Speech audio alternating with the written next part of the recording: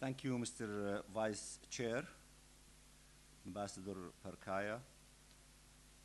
and also allow me to thank, my good friend Hassan Kleib for his statement on behalf of the Foreign Ministry of Indonesia, and for all of the solidarity and support contained in that statement to the Palestinian people, to the struggle of the Palestinian people, and also to the question of Jerusalem.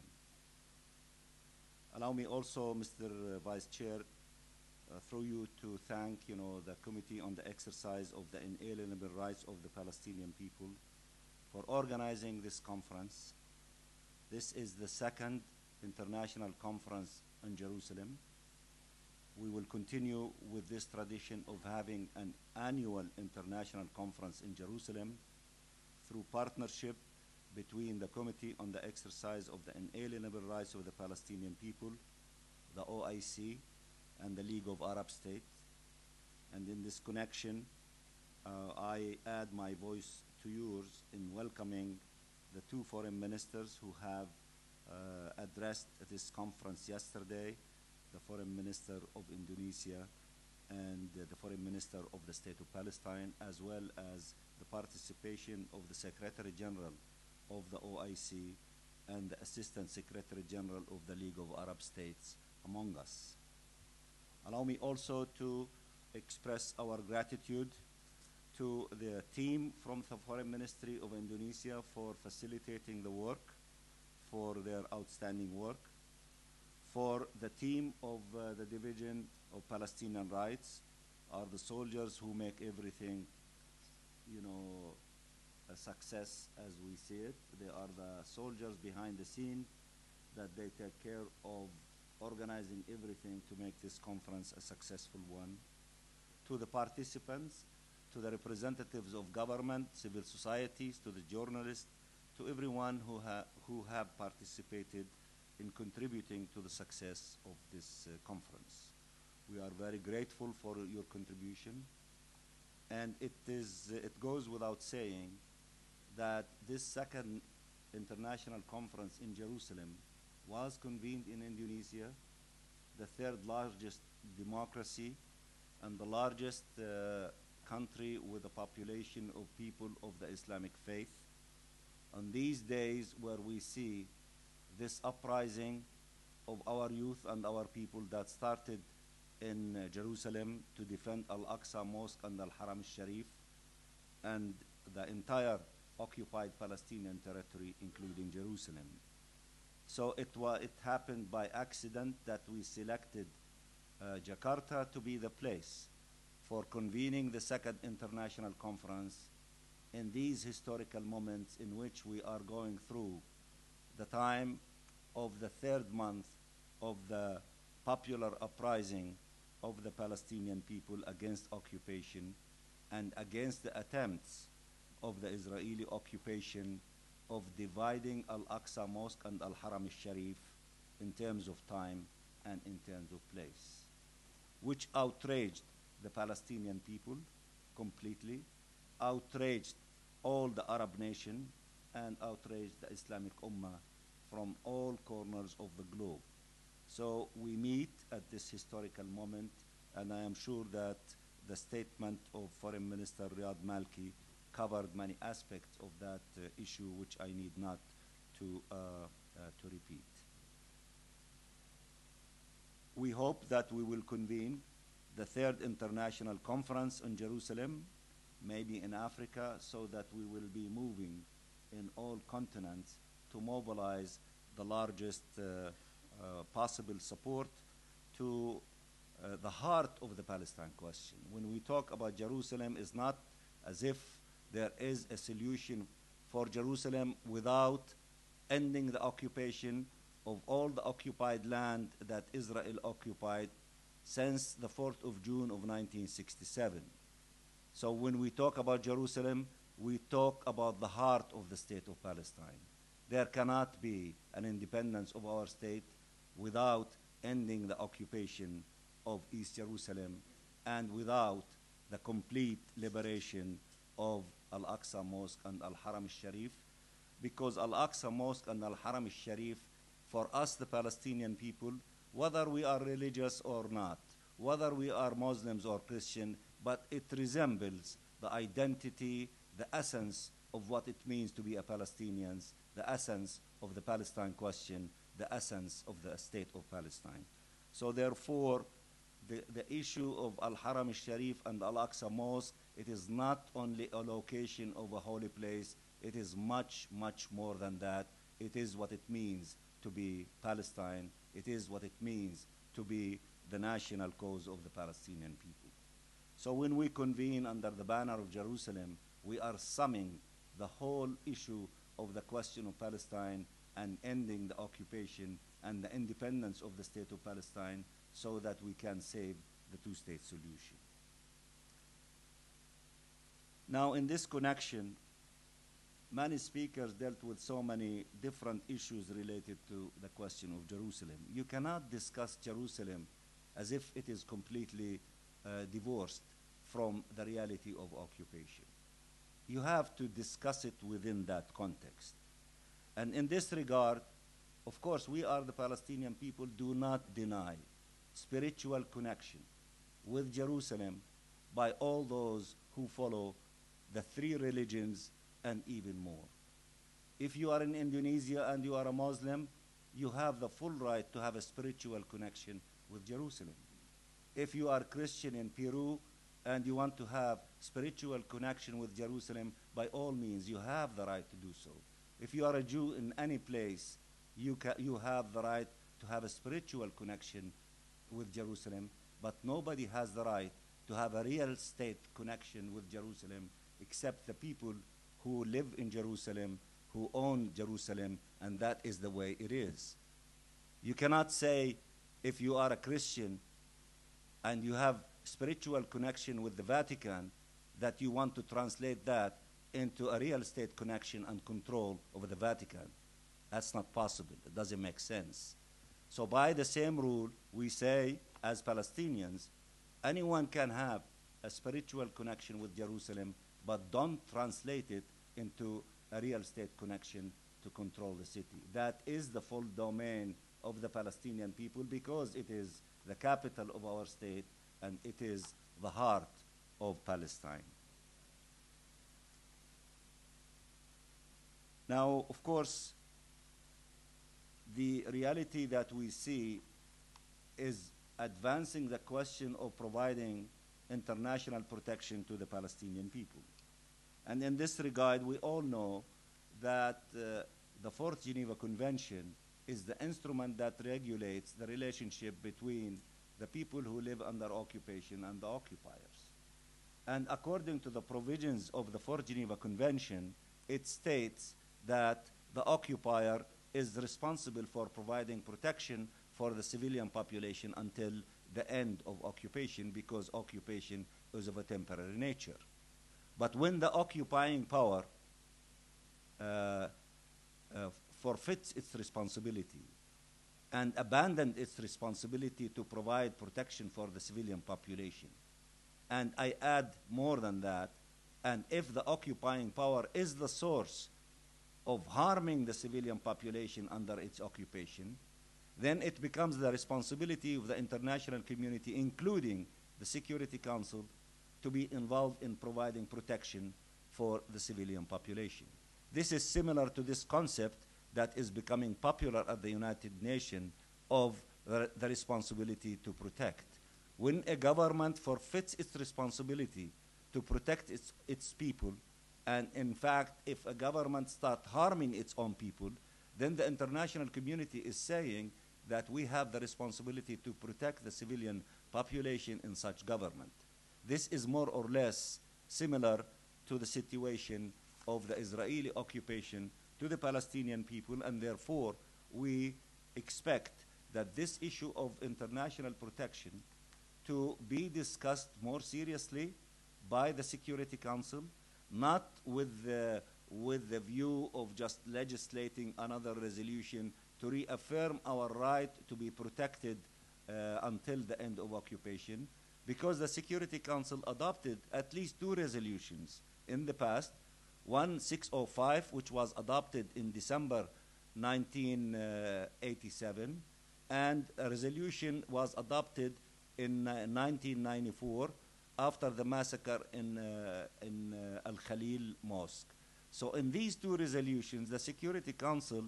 accepted the principle to provide international protection to the Palestinian civilian population, including in Resolution 904 of having on temporary basis international presence, including observers, and it also stipulated that the settlers should be disarmed as well. So therefore, the Security Council accepted the principle of providing the Palestinian people with protection, and they did that not under Chapter 7, but in a regular resolution. Nevertheless, they accepted the principle. And we succeeded in our efforts with the Secretary General and the legal department of the Secretariat to prepare a study about examples and modalities of providing protections to the civilian population under similar circumstances. And this study is in the hands of the Security Council, and it is our collective responsibility to do the follow-up on that dimension of providing protection, which is the Security Council. With regard to the Secretary General, and I know that there is a representative of the Secretary General in this conference, previous Secretary Generals, did submit reports and modalities of providing protection for the Palestinian people, and we are engaging in discussion with the current Secretary General so that we can be creative in dealing with this issue, especially since there is a large presence of different UN manifestations on the ground in the occupied territory, to come up with ideas of also contributing to this process of providing protection for the Palestinian people until the end of occupation. And also the General Assembly is responsible to do so. In fact, the first peacekeeping force that was established in 1948-49 and after the attacks to Sinai and the Suez Canal were established by the General Assembly, not by the Security Council. So therefore, the General Assembly has a responsibility to shoulder in connection with providing protection. And in fact, we just finished voting on resolutions related to the question of Palestine, 18 of them this year. And in more than one of these resolutions, there is a clear call for providing protection for the Palestinian people under occupation. And in 13 of these resolutions, the European Union unanimously voted in favor, including on the issue of providing protection to the Palestinian people. So that the issue of protection is not an invention from our imagination. It is a derivative of the lack of security to the Palestinian civilian population as a result of the attacks from the Israeli occupying forces and from the armed settlers and other militias against our people. Therefore, the international community has to deal with this issue of protection and to provide our people with protection. Let me just add three things actually, and to conclude with. One, as we convene these conferences on Jerusalem on an annual basis, we also this year succeeded in organizing a conference on settlements, the other major obstacles to opening doors for meaningful political process that would lead to the end of occupation within a reasonable time, and therefore the independence of the state of Palestine and saving the two-state solution. We had a conference in Brussels with our partners, the League of Arab States and the OIC, on settlements, as we are having this conference on Jerusalem with our partners as well. So therefore, there has been tradition in concentrating and mobilizing on key issues that constitute obstacles to any meaningful political process. The other thing is that we don't talk to you only about politics and diplomacy and mobilization. In this conference, we are delighted that we were able, through collaboration with many parties and also facilitation from the Foreign Ministry of Indonesia and active role by our ambassador here in Indonesia, that we brought one of our famous cultural groups from Palestine, so that to show you another dimension of the reality of the Palestinian people, while we live under occupation, while we suffer tremendously, while we bury our martyrs almost on daily basis, while we attend to the wounds of our injured Palestinians, and while we also suffer from the stories and horrors of our heroes and prisoners in Israeli prisons,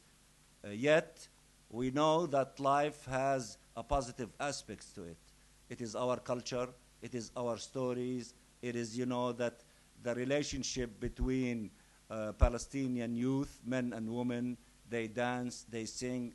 for hope, they sing for the future, they sing for peace, they sing for the land, the love for the land, the vegetation of our land, the harvest seasons, all of the normal stories of people when they display these things through their culture. So we are sharing this with you, and I believe that this evening you will be exposed to this sample of the story of the Palestinian people. It is not only politics, it is not only suffering, it is not only refugees, it is not only settlements, it is not only denial of our rights in Jerusalem and building separation walls and settlements and displacement and demolition of homes, but also in addition to all these things, it is our stories, the youth,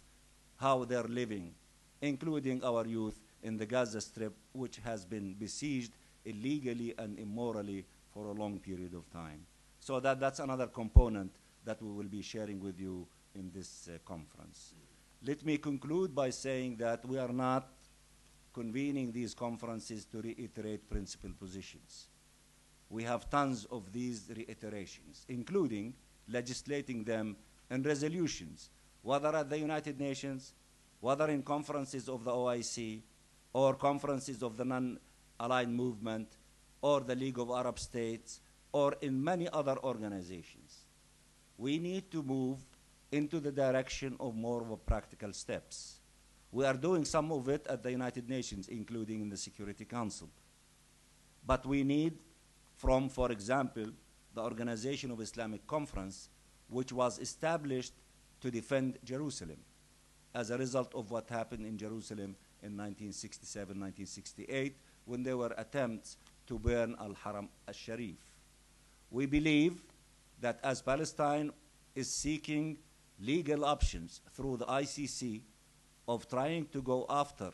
those criminals who have committed all these crimes against our people, that they should not continue to enjoy impunity and to run away from facing justice. We believe that, as we are pursuing the ICC in order to go after those criminals, it is high time, for example, for the OIC to start considering legal options of how they can hold Israel responsible, including in courts, including in the ICJ, if they see that that is possible, to challenge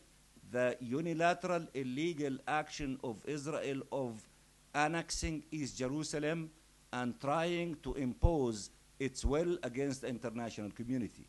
I think it is our collective responsibility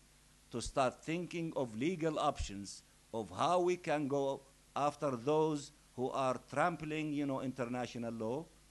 after those who are disrespecting international law, because Israel was created as a result of the United Nations making a resolution to divide Palestine,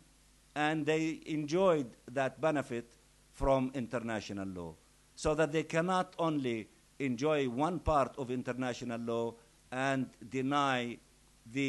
all other parts of international law. So I think that we have to do something in order to pursue, even in national courts, as the case, for example, with South Africa, in which they are issuing warrants of arrest of certain military leaders of Israel to hold them responsible for crimes committed against humanity and against the Palestinian people. The 57 member states of the OIC, some of them have relationship with Israel. We need to begin the discussion of how we can hold Israel accountable, including in domestic national laws of these countries, to go after those who are committing all these crimes, and to go after those who are challenging and denying Security Council resolution when the Security Council states that the unilateral action of Israel of annexing Jerusalem is null and void and it has no legal obligation. We need to move from stating this fact into pursuing it in courts in order to go after those who made these illegal decisions and to make them accountable for their illegal actions. I'm just giving examples. We should not trust and we should not allow the Palestinian people only to carry the torch of freedom and dignity and putting an end to occupation and defending Jerusalem, while all of our other brothers and sisters in the Islamic Ummah, which we appreciate their support, we appreciate their position, but I think that we need, after 50 years of occupation, to shift gears and to resort to practical measures in order really to force the Israeli occupying authority to yield to the collective will of the international community, to yield to international law and to their obligation under international law, because that would be your contribution to your brothers and sisters who are in the forefront, the Palestinians who are